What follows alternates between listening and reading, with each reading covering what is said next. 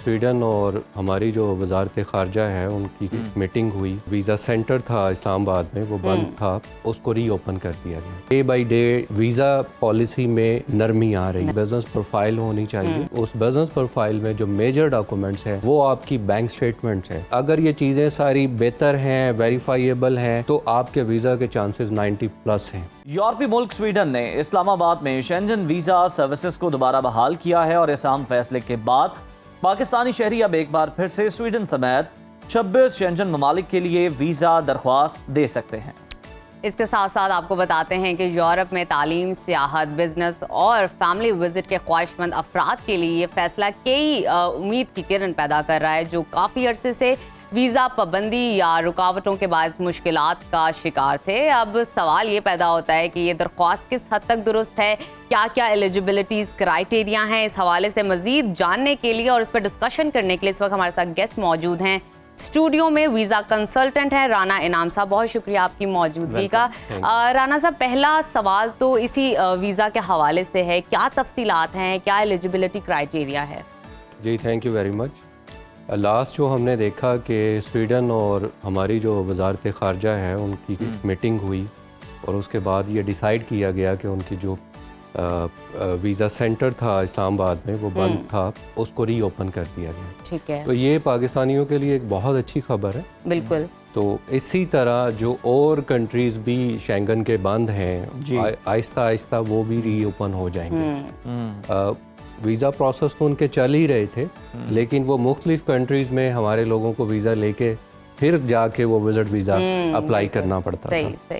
तो अब ये है कि आफ्टर वॉर हमने ये देखा है कि day by day visa policy में नरमी आ रही है। आपने देखा दुबई ने भी वीज़ा पॉलिसी को बेहतर किया, कतर ने बेहतर किया, और अब ये शेंजन कंट्रीज़ आहिस्ता आहिस्ता इसको बेहतर कर रहे हैं।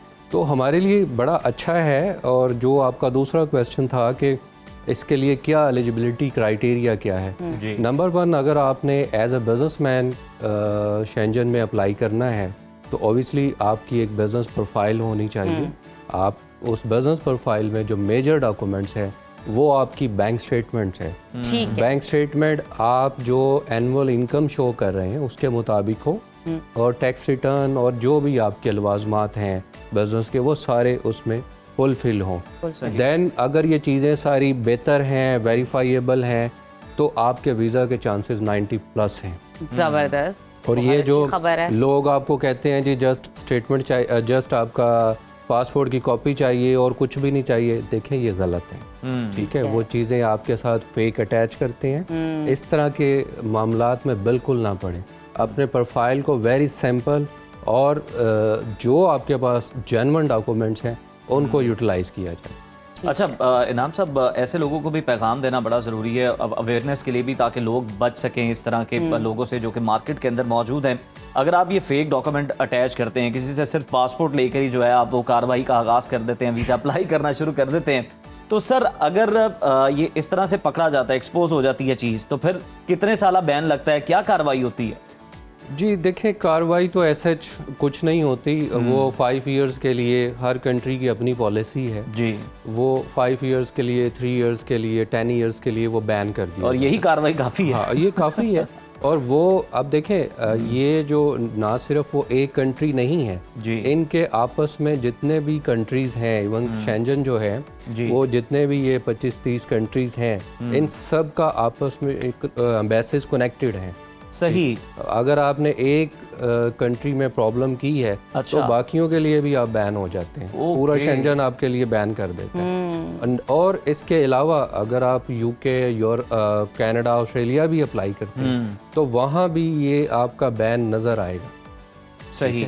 तो मेरी गुजारिश यही है कि किसी को भी केस देने से पहले ये ज़रूर चेक कर लें कि आया ये बंदा ऑथेंटिक है, ये मेरा काम कर भी सकता है या नहीं। अदरवाइज देखें, कनाडा की जो इसकी यूरोप की चेकलिस्ट मौजूद है जी। उनकी वेबसाइट पे, उसके मुताबिक आप चीज़ों को आप चीज़ें तब बेहतर अंदाज में रिलेट कर सकते हैं जब आप खुद भी नॉलेजेबल हो। अच्छा, मजीद शॉर्टली बता दीजिए कि आप समझते हैं कि सियासी मुशावरत दोनों मुल्कों के मुस्तकबिल के लिए मजीद कारआमद हो सकती है? जी बिल्कुल, और इसमें हम ये देखेंगे कि जैसे उन्होंने अभी एम्बेसी को रीओपन किया है जी। इसमें वो आगे आपको वर्क परमिट्स की तरफ लेके जाएंगे। ठीक है। अगर स्वीडन में लेबर की शॉर्टेज है, स्किल्ड लोगों की शॉर्टेज है, तो वो इस पे भी वो काम करेंगे। और दूसरा, जो दोनों कंट्रीज के अंदर बिजनेस कम्युनिटी है वो आपस में एक दूसरे के साथ कनेक्ट करेगी। ठीक है, ठीक है, तो ये ऑब्वियसली हमारे कंट्री के लिए ही पॉजिटिव बेहतर है, पॉजिटिव है। जी। बहुत शुक्रिया Thank राना you साहब so आपकी much. Thank you. मौजूदगी का।